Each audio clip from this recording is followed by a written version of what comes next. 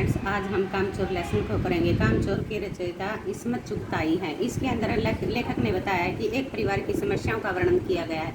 इस कहानी में उत्तम मचाने वाले बच्चों से होने वाली परेशानियों की बड़े रोचक ढंग से प्रस्तुति की गई है। यह कहानी एक व्यवस्थित परिवार की है। कहानी में दिखाया गया कि बच्चे स्वयं घर का कुछ भी काम नहीं करते, नौकरों से काम करवाया जाता है। बच्चों को काम करने की बिल्कुल भी आदत नहीं, यहाँ तक कि वे स्वयं पानी लेकर भी नहीं पी सकते। बच्चे खाली नजर आते हैं, फलस्वरूप नौकरों को निकाल दिया जाता है। जब बच्चों को काम के प्रति चेताया जाता है तो बच्चों ने भी सोच लिया कि वे काम अवश्य करेंगे। अम्मा जान ने निर्णय लिया और सुना दिया कि बच्चों से किसी प्रकार का कोई काम नहीं होगा। लेकिन बार बार प्रयास करने के बाद अम्मा जान ने कहा कि अब जो बच्चा काम नहीं करेगा तो उसे रात का भोजन नहीं मिलेगा। साथ में यह भी कहा गया कि साथ में उन्हें मेहताना भी दिया जाएगा। किंतु अम्मा ने कहा, बार बार यही कहा कि बच्चे घर का काम नहीं कर पाएंगे। बच्चे भी हार मानने वाले नहीं थे। उन्होंने तय किया कि वे स्वयं पानी लेकर पिएंगे, स्वयं अपने काम सारे करेंगे।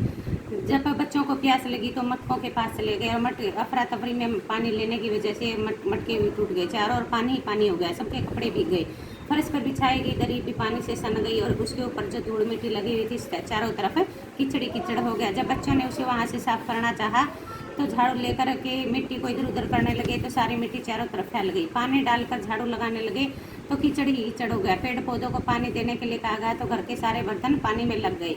बच्चों ने कहा कि हम मुर्गियों की देखभाल करेंगे। बच्चे हाथ में बांस और छड़ियाँ लेकर मुर्गियों के पीछे भागने लगे। इधर उधर मुर्गियाँ भागने लगी। मुर्गियों ने पहले में रखी खीर को खराब कर दिया। एक बड़ा सा मुर्गा आया और अम्मा के खुले पानदान पर टूट पड़ा। अम्मा का पानदान नीचे गिर गया और उसमें कच्चे चूने से सन गया।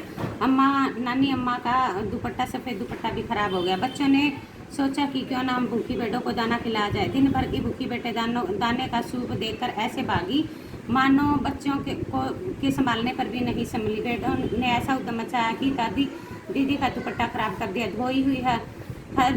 धोई सब्जी खराब हो गई। सब्जी वाली आई तो उसकी सब्जियों पर ऐसे भेंटे टूट पड़ी कि सारी सब्जियां सफाचट हो गई। सब्जी बेचने वाले भी रो धोकर वहाँ से चली गई। शाम होने पर बच्चों को अपने भोजन की चिंता। उन्होंने सोचा क्यों ना भैंस का दूध दूह लिया जाए। भैंस को काबू में रखना तो आता नहीं था। उन्होंने सोचा क्यों ना भैंस के अगले पिछले पैरों को बांध कर दूध दूह लिया जाए। बच्चों ने चाचा की चारपाई से भैंस के पाँव को बांध दिया और भैंस के ऊपर कटड़े को छोड़ दिया। कटड़े ने जैसे ही दूध पीना शुरू किया तो बस भैंस भी चारपाई को लेकर इधर उधर भागने लगी। यह बड़ा ही हास्यास्पद नजारा था। तभी बच्चों ने भैंस के कटड़े को छोड़ दिया और कटड़ा भी इधर उधर भागने लगा। घर में अफरा तफरी मच गई, चारों तरफ हाहाकार मच गई। नानी अम्मा बोली, मैं तो अब यहाँ पर नहीं रहूँगी, यहाँ से चली जाऊँगी कल ही। लेकिन जब भी बच्चों के अब्बाजान आए तो उन्होंने सारी स्थिति को समझकर और वो सारी सिचुएशन को देखकर बच्चों को कहा कि आप लोग बैठ जाओ, आपकी हम अच्छे से, जैसे पहले आप लोगों को खाना दिया जाता था, नौकर पानी देता था, वही सुविधा उपलब्ध होगी। आप किसी भी चीज़ को हाथ नहीं लगाओगे। और साथ में कहा कि आपको भोजन भी अच्छे से दिया जाएगा। बच्चे भी हैरान थे कि काम नहीं करेंगे तो खाना बंद, काम करेंगे तो खाना बंद। अंत में बच्चों ने पक्का इरादा कर लिया और कुछ भी ना किया। बच्चों ने सोचा भी हम किसी भी काम के हाथ नहीं लगाएंगे। इस प्रकार दर्शाया गया कि बच्चों को काम में लगाना चाहिए।